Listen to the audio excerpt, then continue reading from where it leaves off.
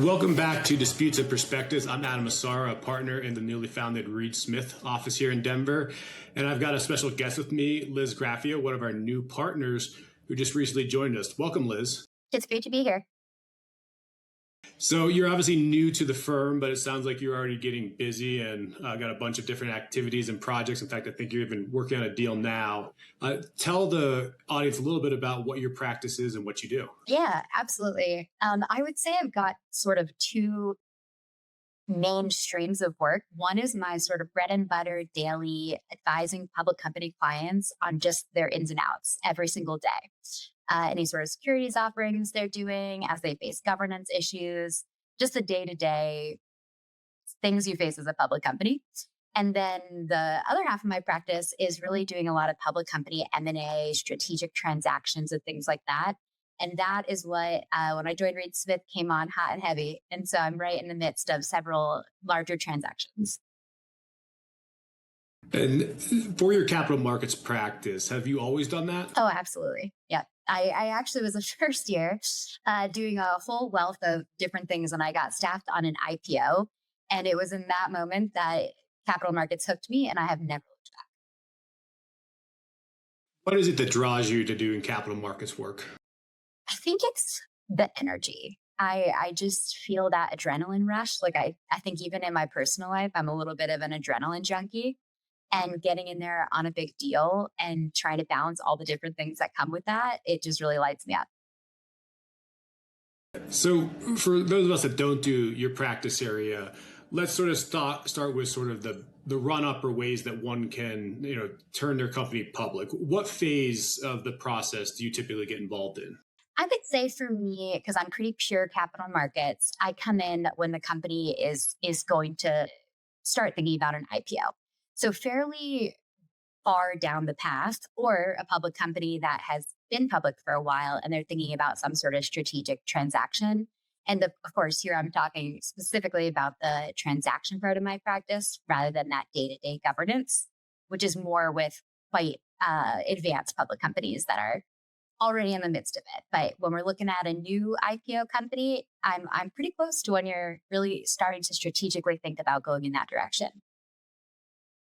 And in a typical arc between the time the company may intend to go public and when you get involved, what does that typical time frame look like? I wouldn't say there's necessarily a typical time frame, because one company could be a couple years out, but they're really starting to think about it. And another company I even had recently where it was like, we'd like to do this next month, which comes with its own challenges. But I think that any timeline could be the timeline that's right for that particular client. So I don't think there's one particular timeline that every client follows. Now we see every year eye-popping IPOs with these huge valuations and huge numbers. Is that the full extent of your business, or explain to us sort of where your practice lies amongst the different types of IPOs that are out there? No, I think with cap markets, everyone thinks of the IPO as like the transaction. And of course, it's a very exciting transaction to be a part of. And we're also doing a lot of SPAC IPOs as well, which is a little bit of a different trajectory, different type of company looking at that. But I would say for my practice, I not only advise companies at that stage, but also companies that perhaps, if it's a life sciences company, it could be a reverse merger where they're a private company looking to go public via that type of strategic transaction. So there's all sorts of ways to go public. And then also we help on the opposite side where a company is perhaps looking to be taken private. So I think yet again, there's not just one story for our clients. It's whatever access they're trying to make to the capital markets, and then us guiding them through that. When it comes to things like audits, what should clients generally expect to have as some of the things in addition to the legal aspects? What do they need to be thinking about far enough in advance so that if they do want to IPO, they realistically can do it?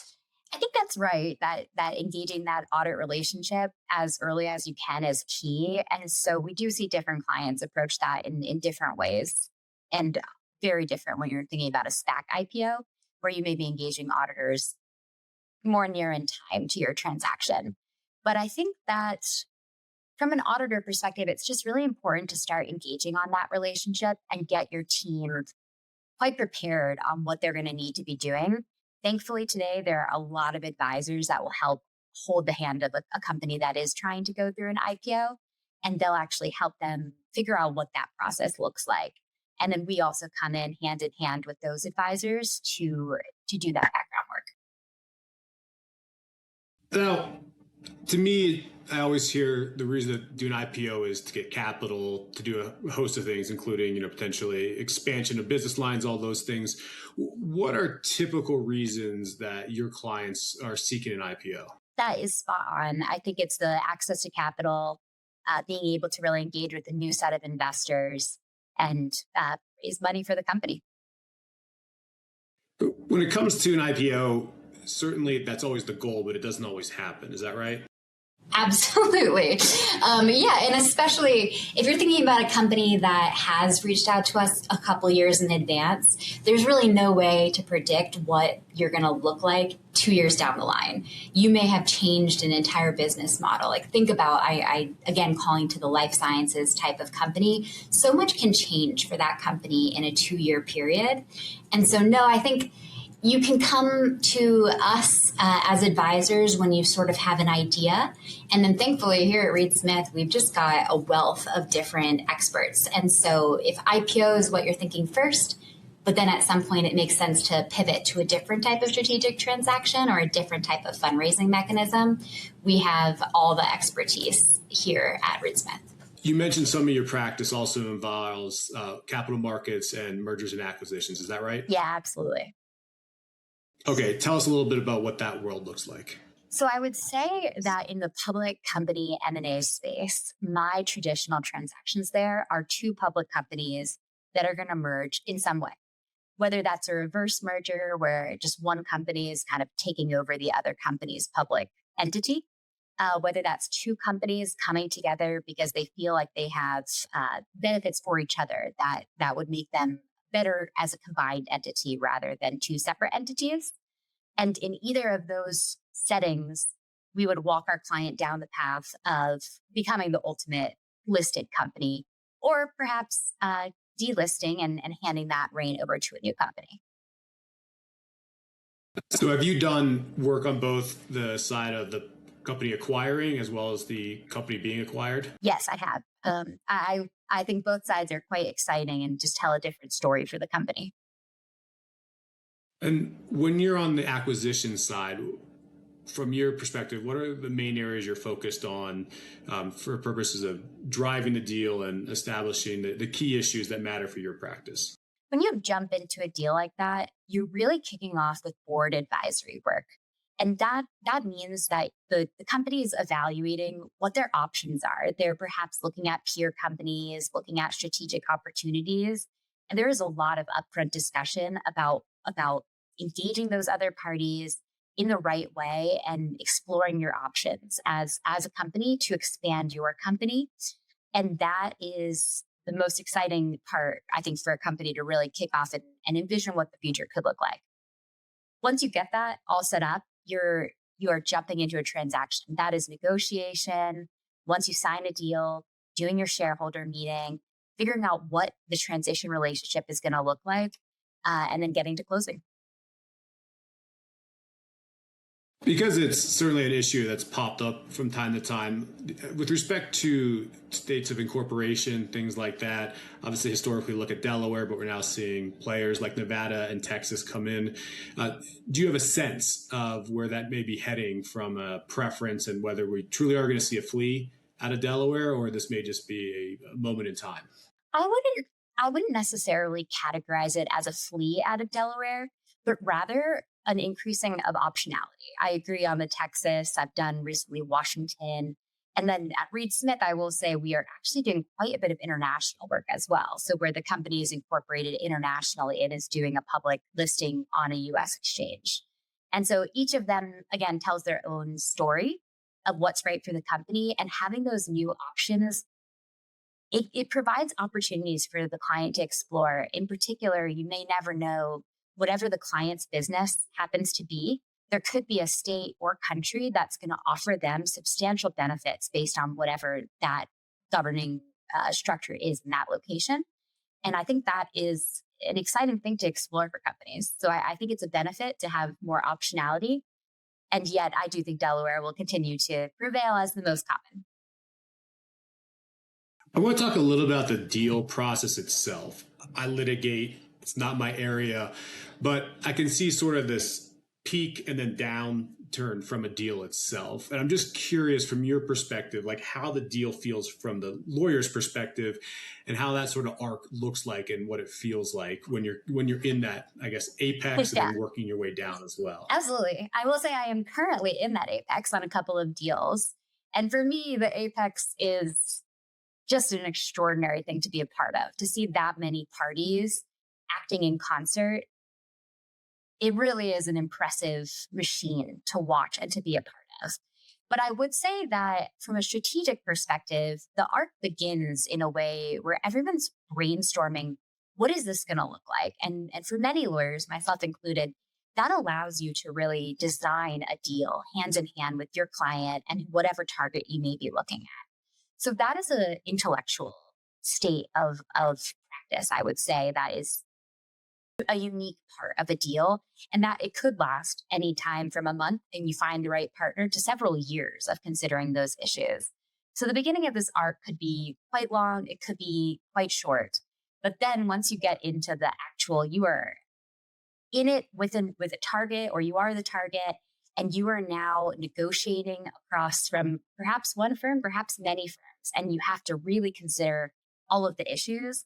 That's the apex that I think you're referring to, where you have to really now look at the details of the company, the detail of the other companies involved, and issues that you may never have thought about during your preliminary stage start to come up, and you need to problem solve at lightning speed.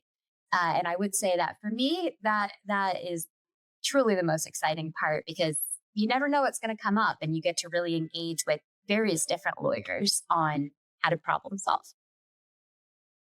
You mentioned at the beginning of the pod that you also enjoy adrenaline on your personal life, and it seems to marry with your business life. Walk me through how you scratch that itch on your personal side. Absolutely. I will say I met my husband mountain biking, and I think that biking is, for me, the number one way that I engage with the adrenaline side of life.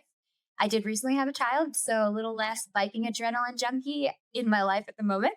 But that's my number one. But I do have another element of adrenaline junkiness in my life, is that I actually serve on the Larimer County Search and Rescue Team, which serves the Rocky Mountain National Park and all the way north of Colorado. And we respond to all sorts of things if there's ever avalanche, climbing accident, a mountain biking accident, whatever it may be.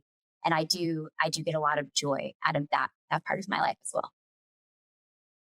On the mountain biking, or is it mountain biking or road biking? We do both. I've met mountain biking, and I have fairly recently developed a true love of gravel cycling. And then on the search and rescue, when did you get involved in that? I think that I am coming up on my 5th year anniversary of search and rescue. I actually took a month off at some point. I think I was a 5th year or something like that, where I got my EMT.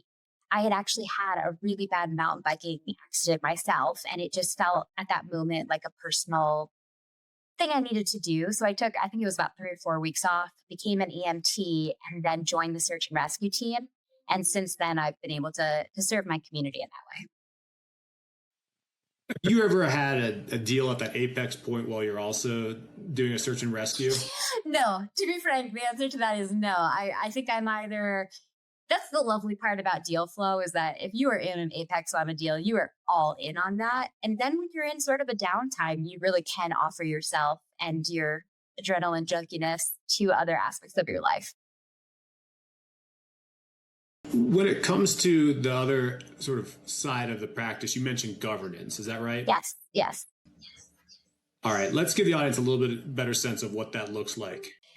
Governance is where you have your clients that you talk to every week. Every week you've got touch points with those clients.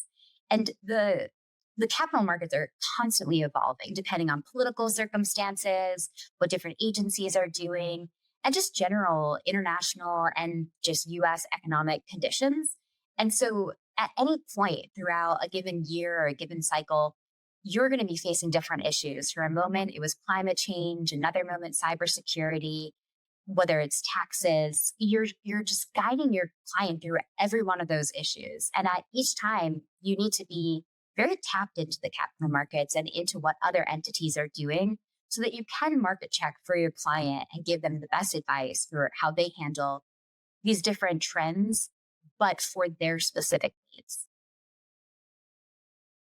For that audience, is it always the board, the CEO? Who is your audience when you're dealing with governance issues? My audience on the day-to-day would normally be the GC or whoever is on the GC's team that's really working on those issues. Now, of course, once the issue is sort of sorted out between management, the GC, and the appropriate other advisors, a lot of times we will make board presentations to make fundamental decisions about direction. But on the day-to-day, it's certainly the legal team of a public company. It does seem like governance does somewhat mirror whatever the societal issues we're dealing with, which is different than most of the law is looking backwards, whereas here you actually have a forward-looking issue. How do you stay abreast of issues that you expect public companies to face on the governance side if it's potentially forward-looking? So the easy answer would just be paying attention to the news, paying attention to SEC comment letters and enforcement actions and what's going on both at the SEC and also just generally in the news. I think it's really important as a capital markets lawyer to always have a finger on the pulse of the news cycle. But on top of that, you're really learning on the fly. I remember when cybersecurity became a real focus, and it will continue to be a focus for quite some time, really diving into the new rules as they were coming out, making sure to really familiarize yourself and just taking that educational part of your brain and diving into the issue to really get to know it. And a lot of times you have to do that very quickly so that you can advise your client on whatever their needs may be. Now, you've been in private practice, it looks, for about a decade. And, I describe private practice as living on the moon or Mars. It's not someplace you're designed to live, but we figure out a way to do it. And I'm always curious, you've obviously mentioned some of the things like mountain biking, all those things, which are great. Anything else that you can share with our audience about how you make the private practice work in a way that it's beneficial and not detrimental? Absolutely. I think you have to love it. You have to really love what you do. And I feel incredibly fortunate that I do love what I do. And when you do have that really positive connection with your work, you don't bring it home in a bad way. You bring it home, and over the dinner table, you're talking with your spouse, your kids, your friends, whoever is at your dinner table about your day. And you are lit up. And I think that energy then does resonate throughout your relationships, even in the times when you're really busy and you're not able to tend to those other relationships in the way that you would like to do every single day. And so I think the love of the practice is the way that I make this work. And I think that then the other part that you make it work is just making sure you really do show up for the people in your life when you do have the time and you make that extra effort and you enjoy every moment that you have when you're not quite busy. Since you do deal work, I'm always curious because it feels like deal work does not necessarily abide by vacations, all those things. Do you have a specific spot, a wild spot you've ever close a deal outside the four corners of your office? Oh yes. I think my husband would say she's closed a deal from bed because you happen to be at your in-laws' house and there's no desk. And so what do? You're laying in a bed and blurring out your background and you just get it done. So absolutely. I think we've all been there as deal lawyers, and the deal doesn't slow down just because you are on vacation. But of course you also thankfully do get to take some really extraordinary vacations with your family during the slower periods. Well, Liz, that is all the time we have for today on Disputes and Perspectives, but I appreciate it, and we're very thrilled that you have joined the Denver office as a partner, and we very much look forward to see what you do next here for us. So thank you. You're welcome, and I'm so energized to be here. I feel like Reed Smith is the perfect fit, and I have just felt like part of a family since I joined, and I can't wait to work more with our clients. Well, welcome and thank you. Thank you. Disputes in Perspective is a Reed Smith production. This podcast was produced by Shannon Ryan and edited by Julian Bachman.